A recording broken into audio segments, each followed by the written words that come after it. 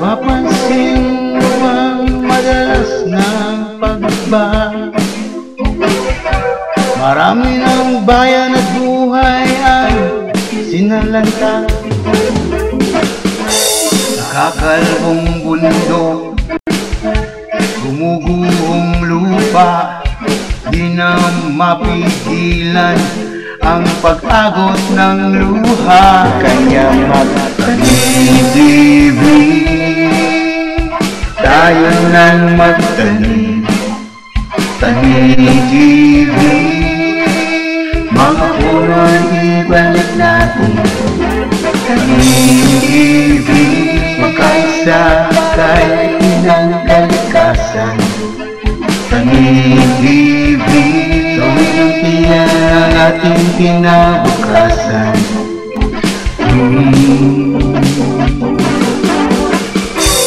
Kaya't kumilos na, imulat ang iyong mga mata.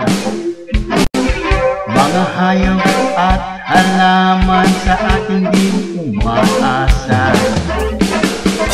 Lahat nakasalalay sa ating mga kamay. Pag-ibig, hibat, hala ang magiging gabay. Tanim-ibig, tayo nang magtanim.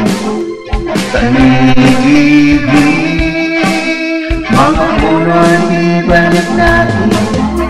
Tanim-ibig, magkaisa kahit inang kalikasan. Tanim-ibig, gawin ang tiyan ang ating kinabukasan. Ay, hindi biro ang mga puno, hindi biro ang mga sapunang ipagsasawalang kibo. Tayong mga tao, tayo ang pag-asa. Kumilos tayong lahat at magsama-sama. Huwag hayaang mawala ang kaloob ni Bathala. Ang lutiyang kinabukasan, huwag hayaang matira. Ito na ang ating handog sa susunod na henerasyon. Ito ang tanging solusyon, ito na ang pagkakataon. Ngayon na ang panahon. Tanim-ibig, tayo nang magtanim. Tanim-ibig, mga puno'y ibalik natin. Tanim-ibig, magkaisa kahit inang kalikasan. Tanim-ibig, gawin ang tiyan ang ating kinabukasan.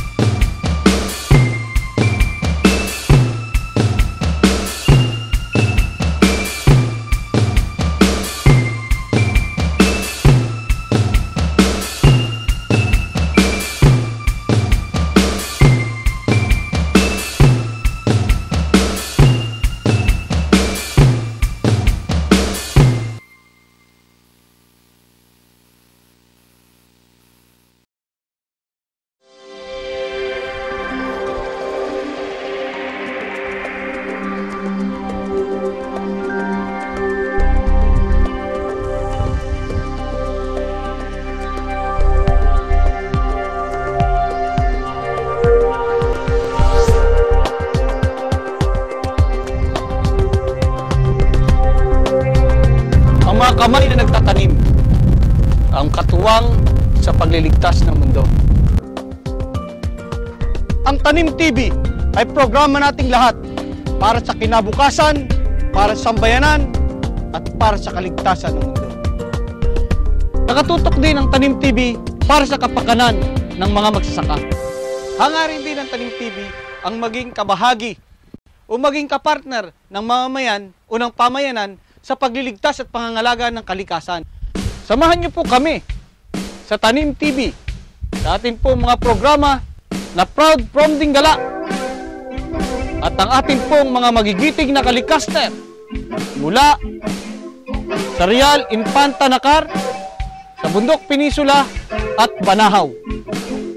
Mapapanood din po natin at mapapakinggan ang ating pong huntahan sa Kamalig at siyempre masusurpresa kayo sa kay Kuya Bibot at ang kanyang iba't ibang abubot. Ang Tanim TV ay nagsimula dahil sa tanim kalikasan.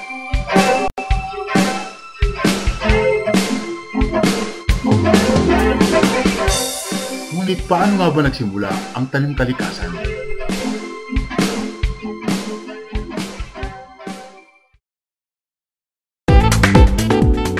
Taong 2009 nang magsimula ang tanim kalikasan sa programa ng pagtatanim sa Region 1. Ito ay sa lalawigan ng Ilocos Sur, Ilocos Norte, La Union at Abra. Binigyang halaga ng tanim kalikasan ng pagtatanim sa mga community watershed o protection forest sa mga lugar na ito na nasasalanta na o nauubos na ng pagkakaingin at pagtatabako. Kasama sa programa ng tanim kalikasan ng pagtatanim ng mga fast-growing trees sa mga pribado o individual na lupa o production forest bilang alternatibong mapagkukunan ng kahoy ng mga mamamayan sa nasabing mga lalawigan.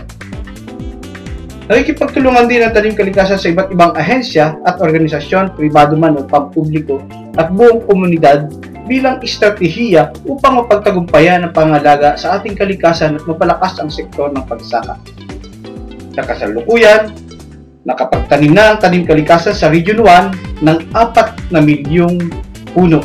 At dito naman po sa ating lalawigan, partikular sa Quezon, sa Region 4, ang tanim kalikasan sa tulong po ng Department of Agriculture na nagsimula pa noong 2010 sa programa ng kape at kakao ay nakapagtanim na po tayo ng humigit kumulang sa 800,000 puno ng kape at kakao.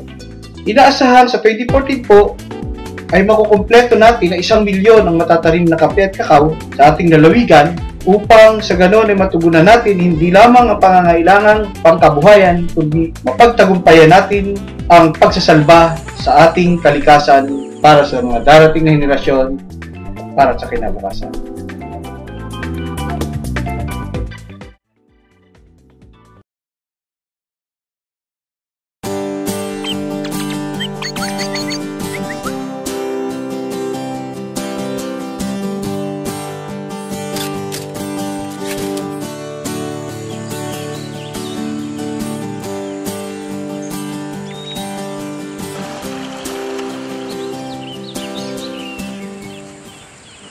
Ang Sagradong Bundok Banahaw ay isang lugar ng misteryo ng kababalaghan, pakidigma at pakikipaglaban. Ang Sagradong Bundok Banahaw ay naging tagapagbasid ng makasaysayang kultura at kasaysayan. Ako po ngayon nasa Barangay Putol, isa sa mga barangay dito sa Tayabas na nagtanim ng kopi at kakao. Ito pong sa Barangay Putol, meron po tayo dito mga 24 na magsasaka na nagtanim ng kakao at saka kape. Sa kasalukuyan, meron tayong naitanim dito na 7,000, 3,400 na kakao at 4,000 na kape. So sa kabuuan po sa Banahaw, meron tayong naitanim na sa apat na municipality doon sa 270,000. Prenexon, magandang umaga. Prenexon, kumusta ka na? Ay, mabuti po naman. Ganda ng mga tanim mo ah.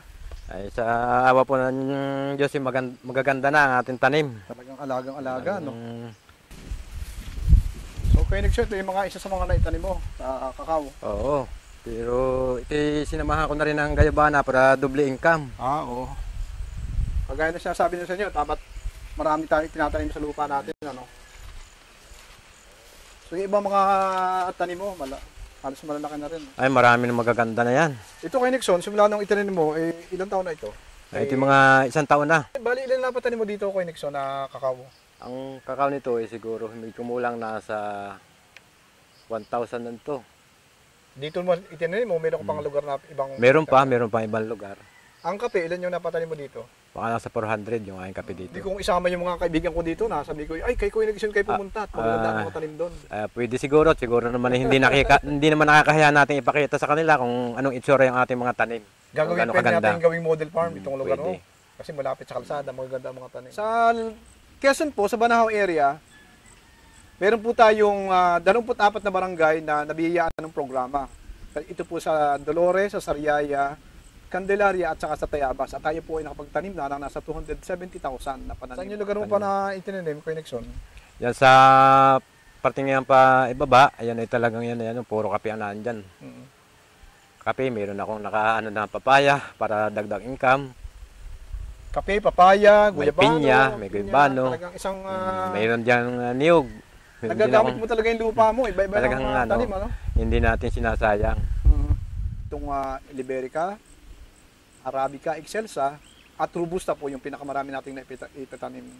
Ito po ay patuloy nating minomonitor hanggang sa makamit nila yung kanilang ating sinasabi natin na makapagbigay tayo ng isang dagdag na kita para sa magsasaka na hindi lang sila nakabatay sa niyog, iba pa mga pananim.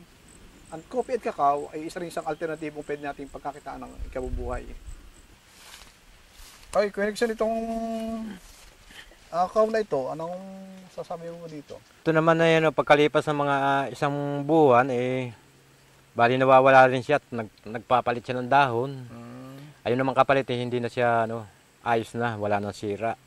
So okay lang sa iyo yan? Okay lang. Dahil tuloy-tuloy naman yung kanyang paglaki, kaya kahit siya masira yung dahon, ay parang okay lang naman. Yung ibig sabihin, yung naninira, di bahagi ng ating pagbabalansin nating ekolohiya. Talagang merong pesting naninira at merong pesting kaibigan. Merong kaibigan na ating kulisap. Ang maganda dito, hindi naman sila lagi ang namamayani dito sa tanim mo . Marami pa rin tayong mga kaibigan na insekto. At di ba't binanggit nga namin sa inyo na yung ganitong paninira ay ang mahalaga dyan, hindi yung buong plantation nasisira. Yan ay masira man, may babalik na panibagong dahon at yun yung mga kaibigan nating mga kulisap na nagbabantay naman dito sa punong ito. Saka ito naman sa tingin ko yan, dahil ang nasisira lang naman niya dahon, yung mga katawan niya, hindi naman siya naipiktuhan. Siguro pagdating puno inaasahan natin takdang panahon, 3 taon, ay nakakakita tayo ng sabihin natin na bunga doon sa ating ginawang pagtatanim.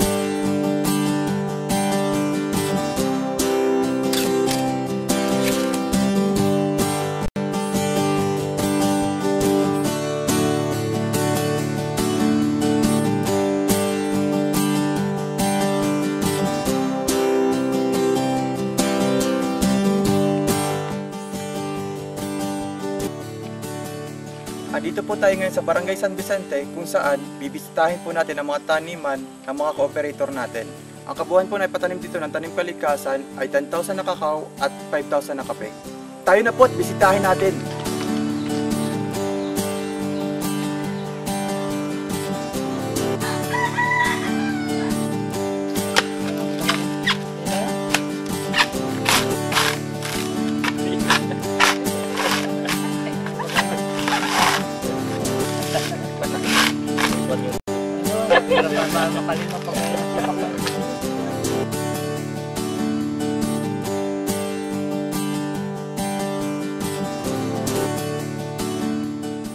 Magandang hapon, Kuya Pabs.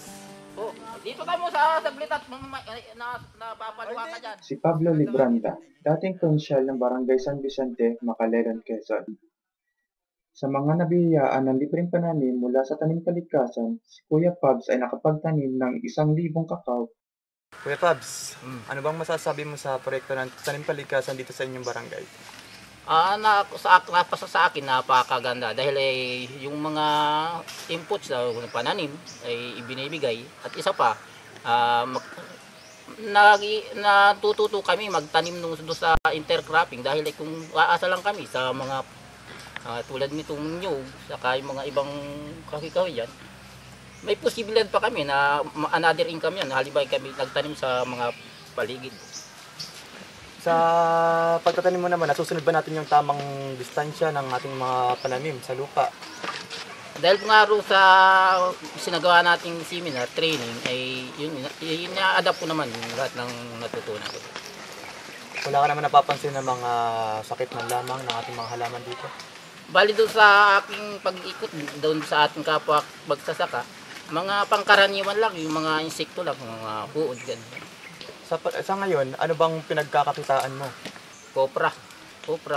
Saka may konti akong morlis ay hectares na tubigan. Diyan na lang ako kumukuha ng mga pang-araw-araw ng pangailangan. Yung po bang pinamigay namin sa inyong organic fertilizer ay na-apply nyo na sa inyong halaman? Do sa siguro mga kalahati na yung aming na-apply dahil ay doon kung kami nag-focus muna ako sa pagtatanim ng palay, baka kami maiwanan ng pa sa panahon dahil ay biglang uminit. Siguro sa pagkatapos nito ay tutuloy-tuloy.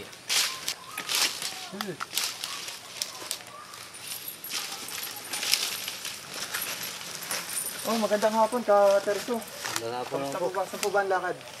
Pupunta po doon sa isa kong bukid sa lupa ito. Sa project po ng Tanim Kalikasan dito sa inyong barangay, ano pong masasabi ninyo? Ay napakaganda niyan para sa akin.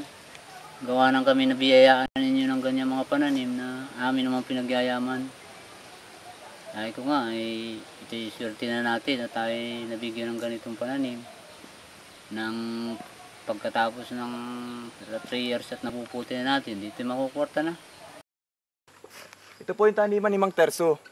Kitang-kita naman natin na tagang alaga niya, halos hindi niya pinapalaki yung mga damo. At talagang ang hanay niya, straight. Titingnan po natin doon sa may parting itaas kung ganyan pa rin talaga.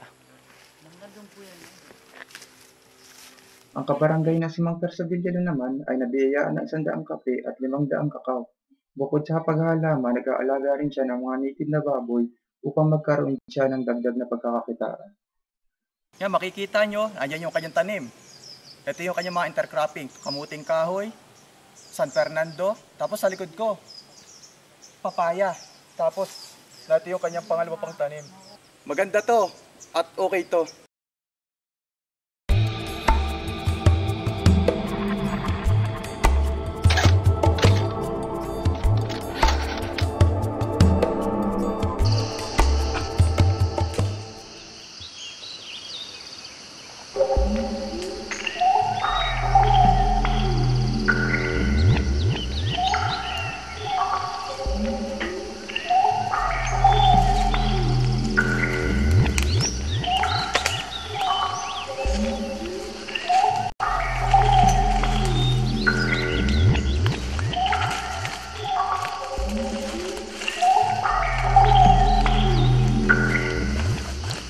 Aga pa pero mistulang gabi na. Ganito po talaga pag tayo nasa ilalim ng napakaraming puno, nagkalaki yung puno. Tayo po nasa bahagi ng Barangay Gumian, nasasakupan po siya ng Sierra Madre o Southern Sierra Madre sa bayan po na Impanta. Ito pong watershed ito ay napakalaking papel na ginagampanan sa barangay nito dahil ito ay nagsisilbing tubig kanlungan o pinagkukunan ng tubig na inumin ng mga taga rito. Reyna area, Real Impanta Nakar. Naalala ko pa noong 2004, nagkaroon dito na isang napakalaking dilubyo o landslide. Ano ang dahilan? Ilang araw na walang tigil ng ulan, napakalakas ng ulan. Dahil doon, dumambut ang mga lupa at sabay-sabay na nagbagsakan sa kabayanan ang naglalaki ng puno. Ganito halos kalaki ang bumagsak o tumapon sa kabayanan ng Real Impanta Nakar o mas maaring mas malaki pa dito. Kaya naman para sa mga taga-Reyna area, isa itong bangungot na naranasan nila sa buong buhay nila. Kaya naman sa panahon ngayon, pinagbabawal nila ang pagputol sa kanilang mga kagubatan, lalo-lalo na sa parte ng Sierra Madre o Southern Sierra Madre. Noong mga panahon yung 2004, November 29, halos 1 linggong walang komunikasyon, walang kuryente, walang pagkain, walang tubig. At ang tanging nagpapalakas ng loob na sa kanila ay ang kanilang pagtutulungan sa bawat isa. Noong mga panahong yon, ang masasabi natin na ang mga tao ay halos mawala na ng pag-asa. Subalit lumipas ang panahon, sa tulong na rin ng iba't ibang sektor ng mga NGO, ng munisipyo, ng nasyonal, muling bumangon ang Impanta, ang Real at ang Nakar. Kabahagi po tayo doon ng Tanim Kalikasan na naghain ng tulong sa nasabing 3 bayan. Ito po ay ang pagpapatanim ng kape. Sa ngayon po, may pamigay natin ng pananim na kape ay halos kulang-kulang na 400,000 sa bahagi ng Realing Pantanakar at 10 barangay. May halos kulang-kulang na 500 mga cooperator o mga farmers ang nakikinabang sa proyektong ito. Sa ngayon po, ay patuloy po kaming nabumonitor sa kanilang mga itinanim. At siguro mga isang taon o wala pa isang taon, mag-aani na o pakikinabangan nila ang pangkabuhayang ibinigay ng Tanim Kalikasan at ng Kaluwaran ng Agrikultura. Ako po si Gadi Gaetano, Tanim Kalikaster ng Banao. Ako po si John Wilbert Castillo, Kalikaster, Tanim TV. Ako po si Perry Abulencia, Kalikaster, Tanim TV. Ang Tanim Kalikasan po at Tanim TV ay kasama sa pagpoprotekta ng ating mga yamang likas kagaya ng kabundukan, karagatan, kaparangan at lahat ng mga kalikasang ating tinatamasa sa ngayon.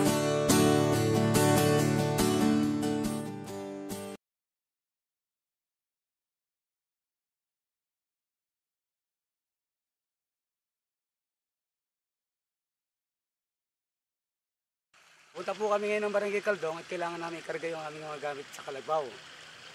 Mula po dito, maglalakad kami 3 oras para makarating sa Barangay Caldong. Kaya samahan nyo kami maglakbay sa Barangay Caldong. Halika!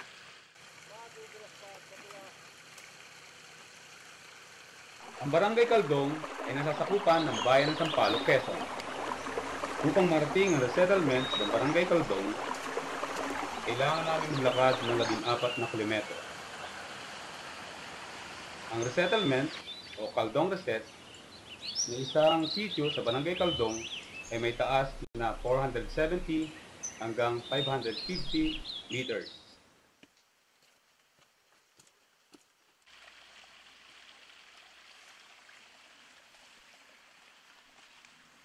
Sa aming pag-akyat sa Caldong, nakasalubong namin ang mga nagbababa ng produktong kopra na dadalhin sa bayan ng Sampaloc.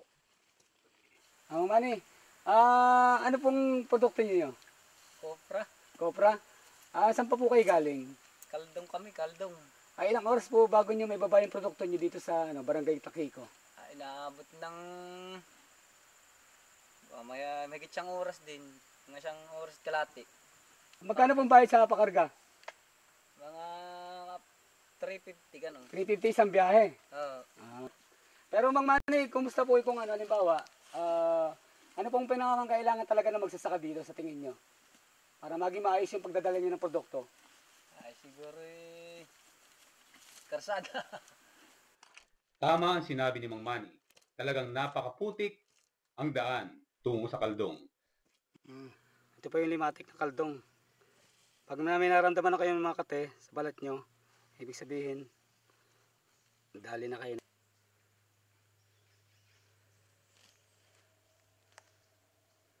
Kakunti pa siya.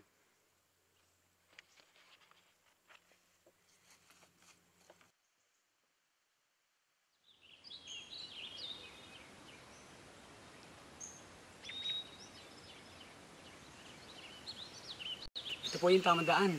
Sabi ng mga taga rito, bago ko umakit ng Caldong, hawak ka po muna din sa malaking bato. Para ka nagpapaalam at nagbibigay galang para hindi ka maligaw. Ang nangyari po sa amin, dito po kami napadaan, naligaw kami. Ang labas po namin eksakto dito. Dito po kami naligaw sa daan na to. Ang labas po namin, bali dito. Pag dinaretso mo po dito, eksakto rin dito po sa malaking bato. Kaya nagpapaalam po yung grupo namin para gabayan kami ng maayos na daan. Inom po muna tayo doon sa may bukal.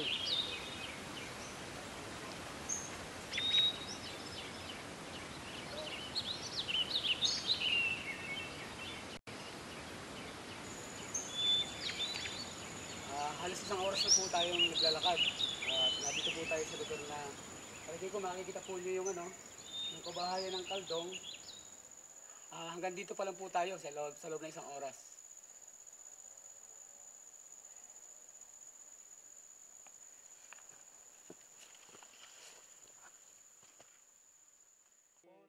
Ang klima ng Caldong ay matatawag na halos walang tagtuyot at malakas ang buhos na ulan tuwing Nobyembre hanggang Disyembre. Sa buwan na ito, dumaranas ng malalakas na tag-ulan.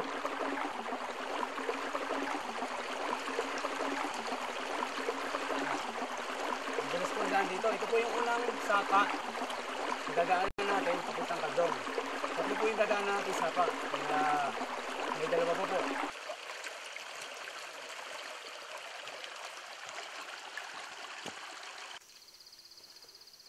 Sobrang putik po ng daan. Ito po. Ito po yung sapatos ko. Halos yan ang dinadaanan ng mga kabayo at kalabaw kaya nasisira rin. Na pag umuulan lalo lumalambot at lalo nasisira ang daan. Nadulas po ako kanina. Napadulas ako sa putik. Pa ako. Yan, sobrang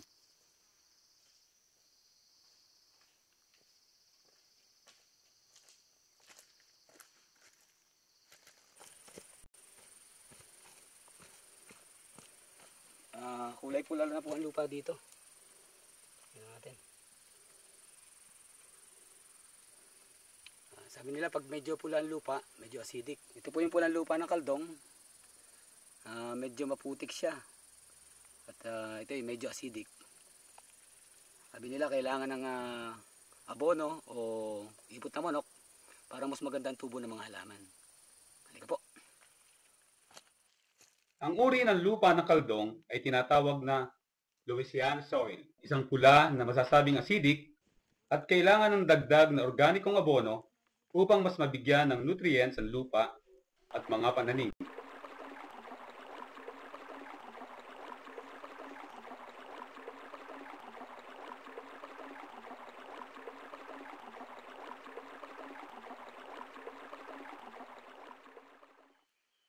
Malawak ang lupain ng Barangay Caldong.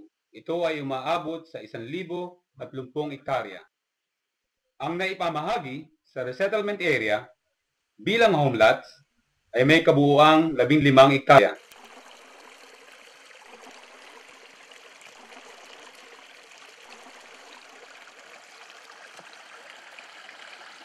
Pang tatlong sapa.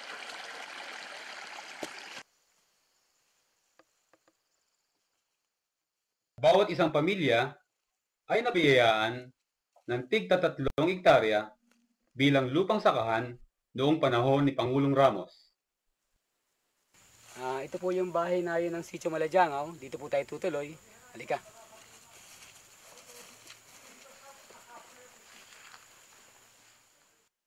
Noong 2004, ang populasyon ng Caldong ay umabot sa 282.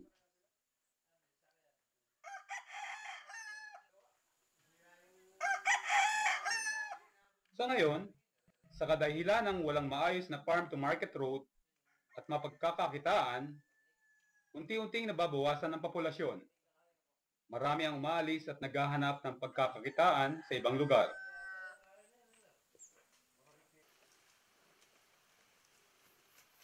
Gawad, ano po pangalan ng ano nyo?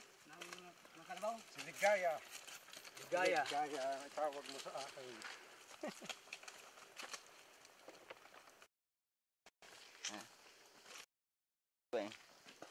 Kagabi pa pala yung naglalakad yan eh.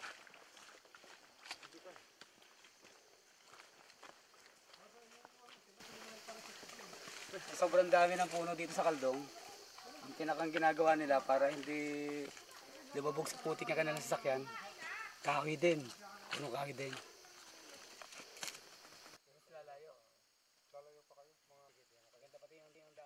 Nakasabay din namin ang mag-ina ni Rodelyn na naglakad pababa papunta sa bayan ng Sampaloc.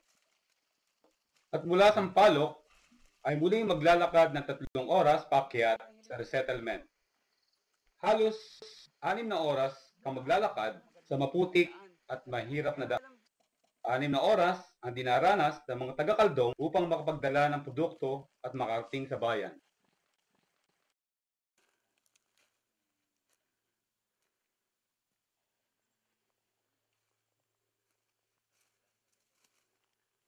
Hindi pa dito natatapos ang paglalakbay ko sa Caldong.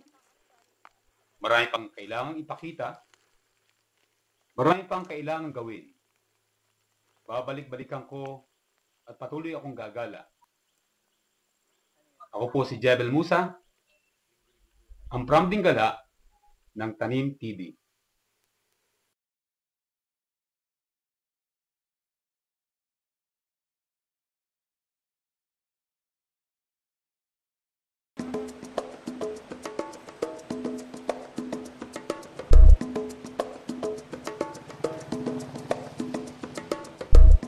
So tayo po ay narito sa Barangay Dapdap. Kasama po natin si Ma'am Sally Pangan, ang Protected Area Superintendent ng Mount Banahaw San Cristobal Protected Landscape. Si Ma'am Sally Pangan. Magandang umaga po sa inyong lahat, sa mga nanonood. Nandito po tayo ngayon sa laylayan ng Bundok Banahaw San Cristobal, Barangay Dapdap, Tayabas City. Ay Ma'am Sally, mali po bang ipakita natin sa ating mga manonood ng Tanim TV kung anong gawain talaga ng isang paso? Informasyon lang po. Gusto ko po munang maipabot sa mga nanonood ng Tanim TV. Bundok Banahaw po ay isa pong pinangangalagang pook na kung saan may sarili na po siyang batas, yung tinatawag na Republic Act 1947. Yun po ay diniklara noong taong 2009, December 11. Kaya po sa December 11, 4 na taon na pong nagsasarili ang Bundok Banahaw. Bilang designated Protected Area Superintendent ng Banahaw, meron po akong mga gampanin o tungkulin na pinapatupad para po sa protection at conservation ng ating Bundok Banahaw. Ang isa po dito ay kinakailangan po sabihin po natin ang pagpapanumbalik po ng mga lugar na hindi po magubat. Yan po yung isang layunin namin, ang mapagubat po muli ang ating Bundok Banahaw. Tungkol po sa programa na pinatutupad ng PASO, ng Protected Area Superintendent, ano po involvement ng community? Ini-launch namin na programa yung tinatawag na National Greening Program 2011. Ito po ay isa rin po sa sabihin natin programa ng Pangulong Pinoy Aquino. 2011 po nag-launch po ang DNR ng isa pong 50 hectares at saka isa pong 230 hectares dito sa Bundok Banahaw. Yun po ay sa Quezon side lang po. Kusan po ang pagpapatanim po ng mga fruit bearing at saka mga forest trees. Ngayon po ang ating po mga komunidad o tinatawag po natin mga tao o may taya dito sa laylayan ng Bundok Banahaw, sila po ay kinukuha naming tagapagtanim. Kusan po nakakadagdag livelihood po sa kanila yung ipinibigay namin kaukulang bayad sa pagtatanim, sa site preparation bago po magtanim, at lalo na po sa hauling po ng mga seedlings na dinadala sa taas. Masigla po naman ang kanilang pagtugon sa programa. Masigla po yung kanilang pagtugon, lalong-lalo na po noong 2011. Ang inuna po naming barangay ay ang Barangay Alitao at saka Barangay Lalo. Talaga pong nakaagapay sa atin ang komunidad, lalo na po yung mga organisadong people's organization natin dito sa laylayan ng Bundok Banahaw. Sa tingin po, mga ilan na po yung ating naitanim ng mga puno? Anong mga species ang ating naitanim? Buhat po ng taon 2011 hanggang 2013, humigit kumulang siguro 1,000 hektarya na po ang natatamnan. Kung magtatanim na hindi po taal sa ating bundok ay mahirap po kasi mahigpit na ipinagbabawal po sa ating batas ang pagtatanim ng kakaibang halaman o ng punong kahoy, yung tinatawag po exotic. Taong 2004, nung magpasara tayo sa Bundok Banahaw, particular naman ito sa gawin ng Dolores Quezon, na kung saan talagang nakita po yung kondisyon ng ating bundok na medyo nasisira na siya. Yung 5 taon, medyo hindi ko pa po nakita yung pagkakaiba ng isara at hindi pa siya sarado. Nadagdagan ito ng another 3 taon, di 2009 hanggang 2012. Doon nakita ko po yung pagkakaiba. Talaga kung papabayaan natin ang bundok na hindi papasukin ng napakaraming tao, siya magkakaroon ng tinatawag nating natural regeneration. Pusa talagang tumutubo ang mga, sabihin natin yung mga tinatawag na wildlings, mga kakaibang halaman. Tinawag siyang Rafflesia Banahaw. Talagang sa Banahaw lang daw yun na makikita. So maganda po yung naging bunga nung simula nung ipasara ito nung 2004 hanggang sa ngayon. Meron po ba itong balak na i-open uli sa iba o sa tingin nyo? Yung pagpapasara ay di hanggang 2012, nadagdagan ng another 3 Extension, years. O tama na extension extension. hanggang 2015. Maraming salamat din sa Tanim TV at sa staff nila, lalong-lalo kay Kuya Gadi, kay Jeber, kay Jay, at sa lahat po ng taga-tanim. At sila din po ay lagi ko rin pong kaagapay at katulong sa ating bundok banana. Gising na! Tanim TV na!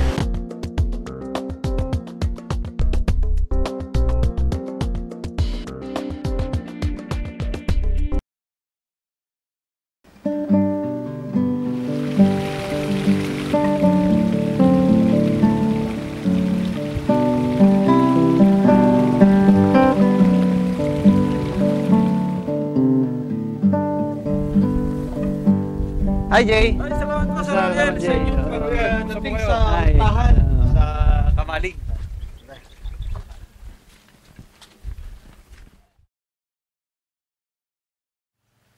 Magandang umaga po. Tayo po ngayon ay nasa Huntahan sa Kamalig. Kasama po natin ngayon ang ating panauhin ng ating programa na ito sa Huntahan sa Kamalig. Walang iba po kundi si Ginoong Ariel Manyalak. Siya po ang ating pasimuno kung bakit nagkamero ng sentrong pamilihan. Ano po, alam po natin lahat yan. Ng sentrong pamilihan ay malaking naitulong sa mga magsasaka na taga Quezon. Bigyan po natin ng pagkakataong bumati ang ating panahon na wala iba kundi si Sir Ariel Manyalak na po na siya nating bisita sa umagang ito. Kasama na Sir pa kasi ito po talagang lubos nating kagalang-galang na kasama no? Sa mga gawain para sa mga magsasaka. Pwede na po kayong bumati.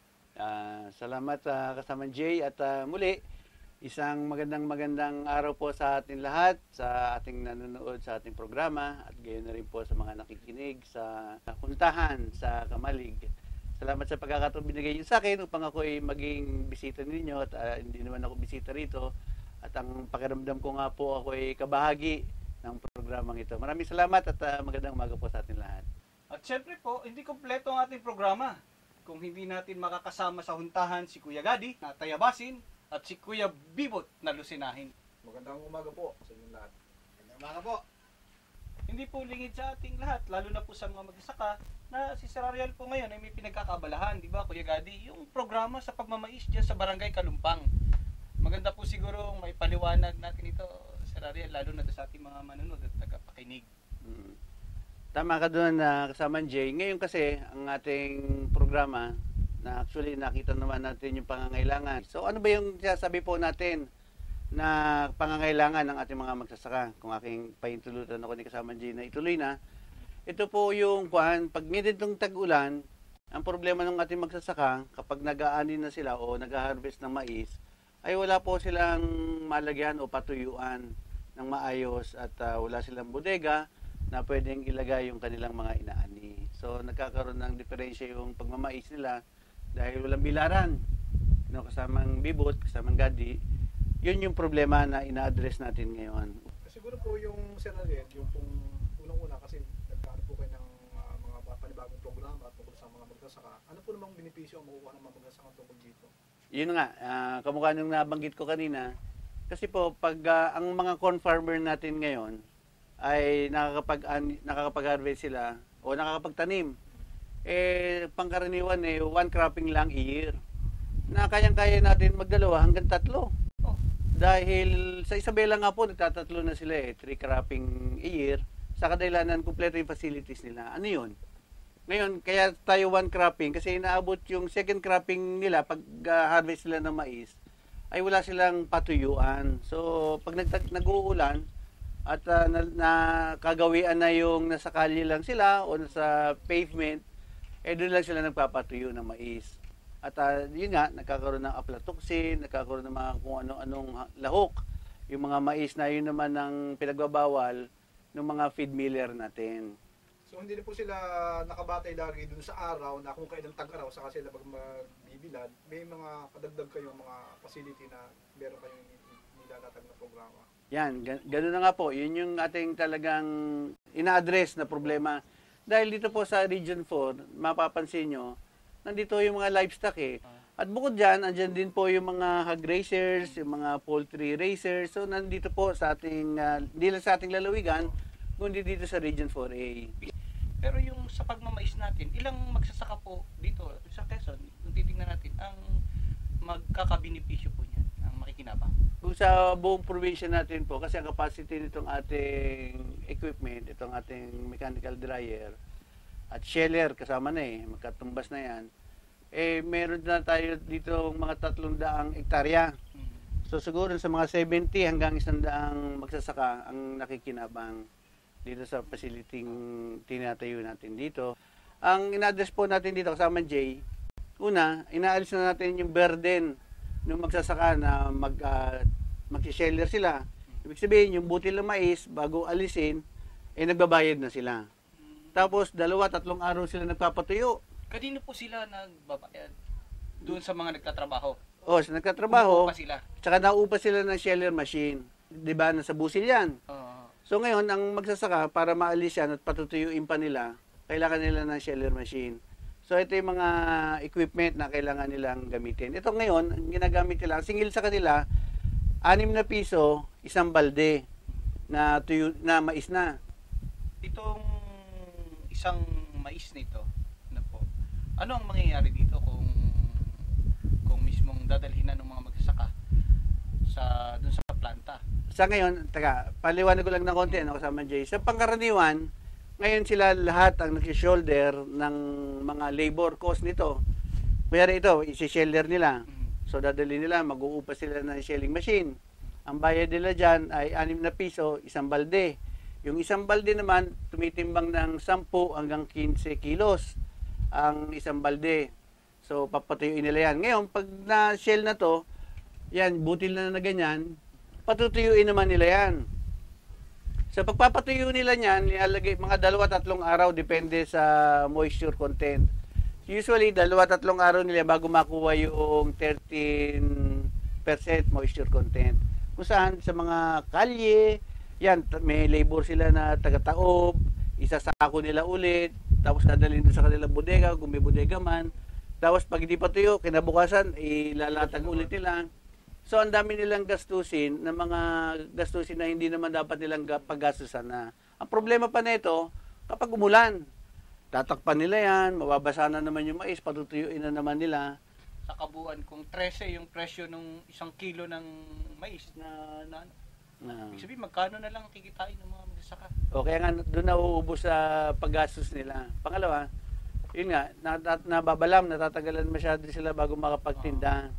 Nabagin niyo po yung aflatoxin. Siyempre, magandang mapaliwanag po natin sa mga tagapakinig sa mga tagapanood. Ano yung papel nito? Paano po bang nangyayari na natatalo dyan yung mga magsasaka? Tapos, minsan ito ganito, pag nagka-moist, nagkaka-aflatoxin. So, ito ay masama kainin ng hayop dahil maapektuhan yung hayop. Pati yung taong kakain. Dahil ito kinakain ng mga baboy at manok So, dapat maprotektahan natin yun na dapat i-deliver ng ating mga magsasaka sa mga feed miller o sa mga grazers ay yung maayos na quality na mais. May nakausap po kaming farmer ng mais na problema niya, pag pumunta na sila dun sa bentahan, parang nababarat sila Ang magsasaka kasi, syempre, dahil manual nga yung kanilang pagpapatuyo, maraming mga problemang na sasalubong nila sa habang sila ay nagmamais. Una, kapag kunyari tayo 4 na farmer, pupunta tayo sa mga feed miller o sa mga bibili ng mais, ang volume natin maliit lang. So, ang nangyayari dyan, hanggang baratin tayo, meron mga buyer kasi na mais, negosyo nila yan So, hanggang yung magsasaka natin, maliit lang ang dala, sasabihin nila marami silang kinakatuwiran. Kaya nagdala tayo sa isang hog racer. So, iti-test nila yan. Kunyari, si Kagadi ay may dalang isang jeep. So, isang jeep lang, ang requirement niya, ang pangailangan ng volume niya, mga 10 hanggang 50 tonelada araw-araw. Magdadala tayo yung mga farmer na kanya-kanya kasi tanim Kanya-kanyang diskarte. Kanya-kanyang patuyo. So, yun yung problema. Pag ikaw nagbenta ngayon doon, hanggang barating ka lang. Sasabihin sa'yo, ano yung moisture content mo? Titest namin. Pag-test namin, napakataas, 20-25 yung moisture content ka. Problema na yan. Hindi mo na mabibenta ng magandang presyo. Kasama Jay, yung para makinabang ng gusto yung ating mga magsasaka, ina-address natin na at least hindi naman ma-perfect natin yung delivery nila ng mais, kundi maayos sana yung moisture content, walang alikabok, walang mga dumi-dumi, walang mga foreign matters dun sa kanilang mais, at igit yung aflatoxin nga na binabanggit natin. Ano ho ba yung amoxicillin content? Amoxicillin? Antibiotic ba yun? Aflatoxin, kasamang bibot. Yan po ay, kumbaga, yan nakakasama sa feeds na kakainin ng hayop natin, baboy man o manok, dahil nakaka-apekto yun sa hayop at sa taong kakain.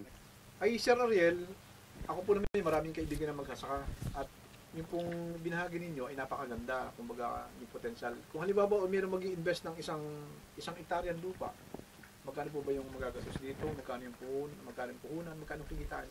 Yung pangkaraniwan ngayon, kapag tayo po ay nag-interview ng mga farmers, lalo tigit sa Bundok Peninsula, kasi yung nakasanayan nila, nung nag-survey kami, ang tanong nga namin, nakakailan output, ilan yung yield ng mais niya sa isang hektarya. Ang kanilang, as per record to dalawang tonelada isang hektarya, 3, hanggang, malaki na yung 4 sa surveyo doon sa output. Ngayon, pag pumunta kayo ng Isabela o ng Mindoro, hindi sila nababa ng 5 tonelada kada hektarya. Ang nakikita po natin dyan, nakulang pala yung fertilizer na inilalagay. Dahil tinitipid po nila. Dapat hindi siya bababa ng 5 tonelada per hektarya dahil tinitipid nila yung pataba at saka yung technology. Hanggang doon lang sila. Na yun din yung effort yun yung araw na ihintayin mo, yun din yung labor mo na gagastusin. So ngayon, ang ginagawa po natin, tinutulungan natin yung ating mga magsasaka. Kung kumpleto po yung halimbawa, susundin lahat yung pamamaraan, yung tamang fertilizer, tamang pamamaraan lahat para maging mayabong yung kita na magsasaka sa pagmamaisan. Magkano po yung estimate natin na sa isang hektarya magagastos at saka yung kita? Ngayon, ang gumagastos sila ng mga 35,000. At ang yield naman nila, hindi nababa ng 5 tonelada. So, ibig sabihin, nakakapito nga sila nakakawalong tonelada. 1,000 kilo. Kung may 5,000 kilo ka, at nabenta mo ng, ngayon, 13, 14, 14.50 ang bili nila ngayon. Sa 14 na lang po, meron na ho kayong 70,000. So, yung 70,000 minus, lagi mo na sa 35,000.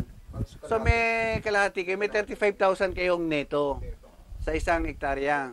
So, kung may 10 hektarya ka, meron ka ng mga 350,000. Napakaganda nito, para sa ating mga farmer. Napakagandang balita. Si Kuya Bibot, kanina pa may gustong itanong kung ano ba yung tungkol sa yung sheller machine. Opo. Ano yung pinagkaibahan ng sheller machine doon sa automated teller machine? Yung automated teller machine, yun ang ATM. ATM pala yun. Ito, SM lang. Sheller machine. Sa ngayon, inaalis po natin yung abala, yung burden ng mga magsasaka. Kamukhang nabanggit ko kanina sa pagpapashelling, sa pagpapatuyo, sa pagpapabagging, sa pagpapabodega, hanggang sa puntos na sa pagmamarkado. So itong 5 to, halos ang ginagastos at pagod at hirap ng magsasaka dyan, ay inaalis na po ng ating pasilidad. Paano ho ba maging membro niyan? Hindi ho ba may audition pa? Wala naman, may tryout lang. Hindi, ganito po. Yung atin po, yung isa akong magsasaka foundation, ito ay sila yung nagpa-facilitate. So yung programa natin, ang pinakapangarap natin talaga, ay yung magsasaka, ang makinabang, dun sa talagang bulk ng kita ng mais. Pangalawa, dapat sila rin maging bahagi ng hanap buhay at ma-appreciate nila kung ano yun. At binibigyan din namin sila po ng values formation na maging maayos yung katayuan ng ating magsasaka at ang mangarap sila na kumita pa na mas maganda, makapag-save at makamtan naman yung buhay na mas masagana at makakumpleto sila, makaranas sila ng buhay na marangal at kumikita ng maayos. Yung Agri Pinoy Trading Center ngayon, ito ay pasilidad na kung saan dapat ang magkinabang rito yung mga magsasaka. So kumukha nung ating programa, yung ating direksyon, yung mga kailangan ng mga magsasaka, dito na sila bibili. Pag bumili sila, pag miyembro ka, may discount ka. nakakahiram ka rin. May balik na kilig yan, may patronage refund pag pinapatronize mo yung produkto ng kooperatiba So ganito po yung ating patutunguhan. Ito yung mga waste ng planta natin ng facility. So ano yung mga waste? Ito po, ito tinitinda ng ating mga magsasaka. Kasama yung alikabok. Ayan. Ito yung waste. Kaya hindi na kasama ngayon sa mais nila yung alikabok. Pag kinuha nyo yung mais natin, ito yung sa mga pulbo-pulbo. 13, wala na mga pulbo-pulbo yan. Makikita nyo. Primera klase. Magandang klase na. Meron po yung waste na sinasabi. Ito po, pakikita natin. Nung nag-seminar kami, ang ginagamit ito ng facility natin na pang-init ay yung busil din mismo. Pag nasunog na yung busil, ito yung lumalabas. Parang tortang itlog na nasunog. Na uling, na coal. Ngayon itong coal na to, sabi nila, nagagamit pa rin kasama ng J na maging fertilizer. Yung bioorganic na nagagawa natin, na dati tayo kumukuha ng risal, yung carbonized risal, pinag-aralan nila, ito na gagamitin natin. Pine-develop natin ngayon yung comics at yung brochure ng ating Isaong Magsasaka Foundation. Ito po ang hangarin ay sadyang matulungan yung ating mga magsasaka na maging parte nga ng buhay pagmamais, maging negosyo. At yung mga stakeholder naman, itong mga namimili, gumagamit ng mais, ay makabili ng tamang quality, ng tamang presyo. Sa mais pa lang, marami na ito sa industriya ng mais, marami na itong may tutulong sa atin kung tama yung ating gagawin. Tama po yan. Kung tayo ay magsasama-sama, kung tayo ay hindi nag-iisa, at kung tayo seryoso na maninindigan, may commitment, pero bigyan natin ng pagkakataon pang huling pananalita. Una, nagpapasalamat ako sa pag-imbita niyo sa akin dito sa ating puntahan sa Kamalig, na napakagandang Kamalig, napakagandang lugar. At salamat at ako ay naging bahagi ng ating samahan ng ating farmers at na-involve tayo masyado kasi sa kanilang katayuan at naramdaman naman natin yung kanilang dinadaan ng mga problema, yung kanilang paghihirap. Napakasimple lamang po ng mensahe at alam ko pong naramdaman ito at nakita ng ating mga magsasaka po sa lalawigan ng Quezon at sa lahat pa ng nakakapanood nito at nakakapakinig po na ang pagkakaisa katulad ng kooperatiba, pagsama-sama, yung seryosong pagtatrabaho ay magdudulot sa atin ng magandang kinabukasan at buhay. Hanggang dito na lamang po at muli magandang umaga mula po sa Huntahan sa Kamalig. Gising na! Tanim TV na!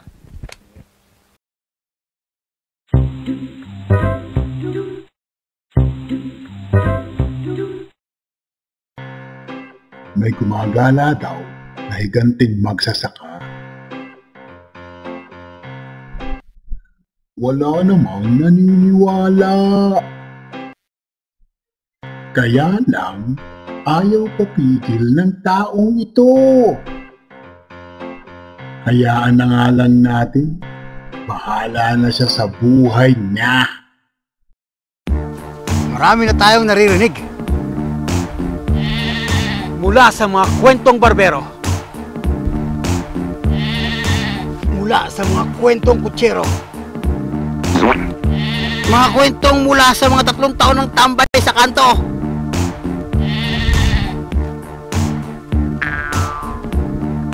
Patutunayan ko sa inyo, may mga ebidensya ako. Hirap talaga ang maghanap ng mga ebidensya kung totoo ngang may higante. Pero hindi ako titigil hanggat hindi ko napapatunayan sa mundo na totoo ngang may mga higante. Madilim. Kaya pala.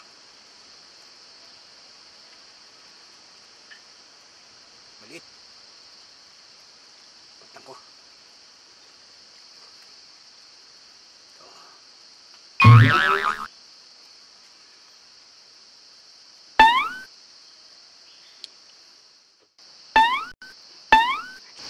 Baka doon, may makikita pa ako.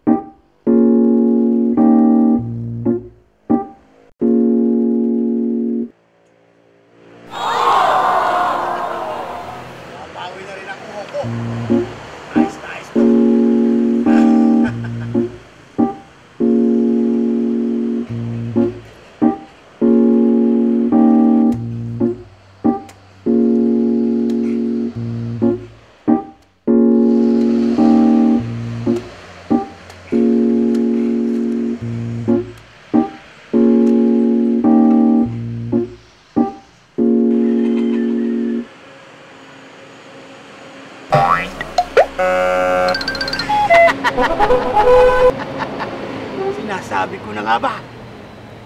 May ebidensya na ako.